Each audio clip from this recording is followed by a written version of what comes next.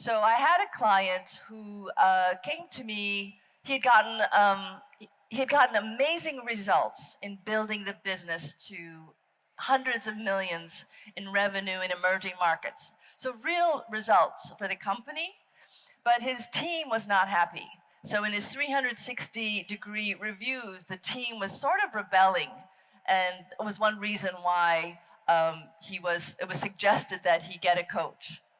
So he, in his own words, told me that he had sort of this bulldozer approach, which, as you can imagine, really works when you need to get things done, but it would also backfire when he would just bulldoze over people's opinions or what they had to say. So after we started working together, and it was just a matter of weeks, he told me he was in a meeting, and there was a lot of change going on in the organization. And he said he noticed that people were just checked out.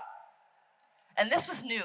I think he really started to develop this self-awareness and the impact that this bulldozer approach was having.